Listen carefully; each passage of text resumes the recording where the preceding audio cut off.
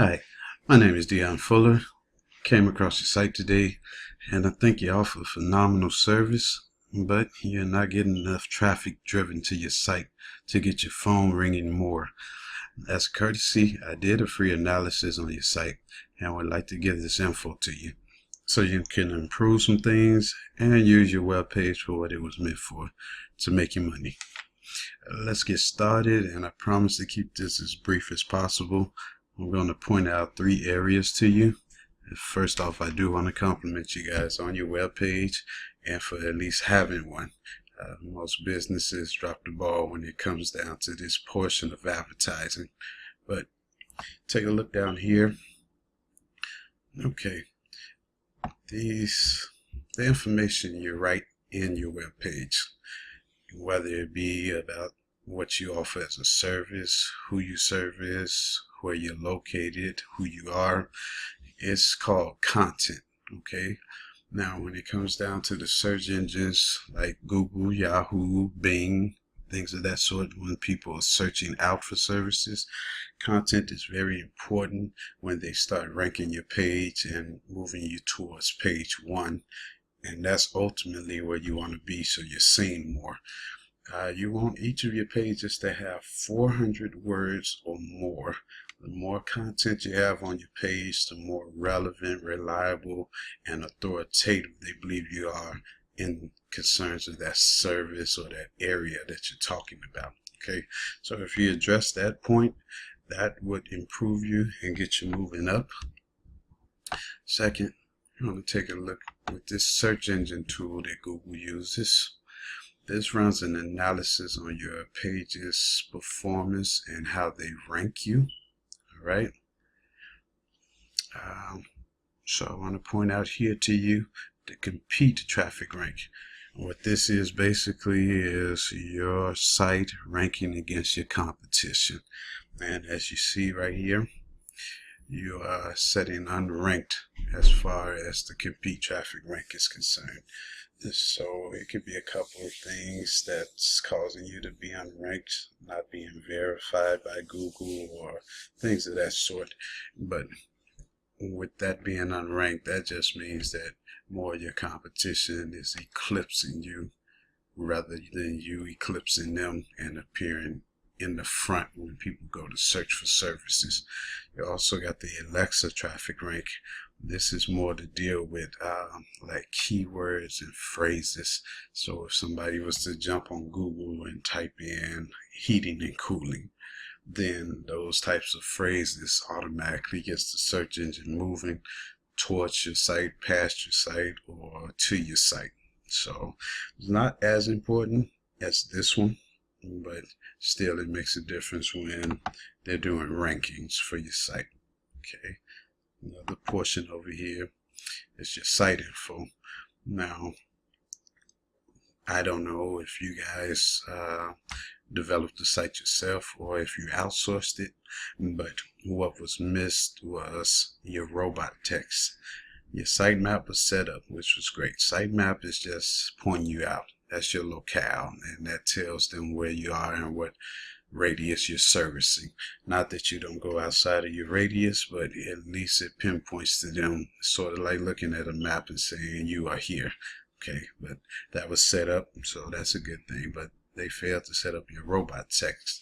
And what robot text is, it links back to the Alexa traffic. Those are your keywords and phrases that gets things moving towards your site. Okay, so that should have been set up at the same time the sitemaps was developed, to just give you more levy and playing power out there when the search engines are concerned. The last point we want to look at on this tool is your page speed. Okay, it says your page load time is 4.43 seconds. Now, between you and I, 4 seconds is quite fast. But when it comes down to the world of search engines, they're saying that 78% of web pages in the world are faster than yours. That's relevant in the search engine world and for the search engine companies. Speed and how fast your page load is also used as a qualifier when things or when they're looking to move your page up. Okay, so these things here can make the difference between you being on page 1 of Google or page 4, 5, 6 of Google, meaning that most people don't go past page 1 when they're searching for something. We live in the microwave age. They want information. They want it right before them quickly. Okay. Second thing, we're going to take a look at how mobile friendly your site is, because in today's age, people are using their cell phones to search for stuff.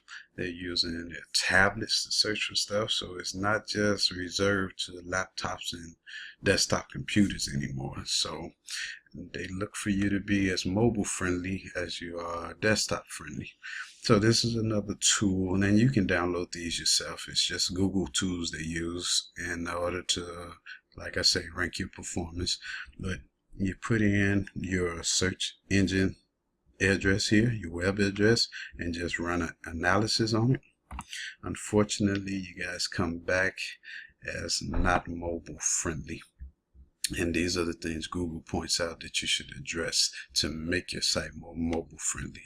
Text too small to read, links too close together, mobile viewpoint not set, content wider than screen. Okay, and these are all Google's gauges right here when it comes down to them ranking you. So it comes directly from them through their mobile friendly tool. All right. Third, we're going to take a look back at your page speed. We hit on that a little bit on the first tool, but here, same thing. You just put in your web address and run an analysis. Now, desktop speed is saying you're 66 out of 100%, which, like I say, the tool that we first looked at said that you're 4.74 seconds, and that makes a difference. This kind of brings it a little bit more in focus and in light. These are things Google's saying you should fix, okay, and things that you should consider fixing to make it more mobile friendly. Not just mobile friendly, but website speed accurate also. But if we go over here to the mobile side, you see the difference it makes. Your speed is drastically lowered. You're 58 out of 100%. And that goes back to your site being mobile friendly and able to take communication from mobile devices. But once again, these are things Google says you should fix to address that issue. And right under it, things you might want to consider fixing to address that issue. Okay. So basically, all these components can make the difference, like I said before, of you being ranked on page 1 of Google or page 4, 5, 6 of Google. And I want to kind of leave this with you. Having a website is good, okay? But if you was on page 1 of Google with your website, that would be great.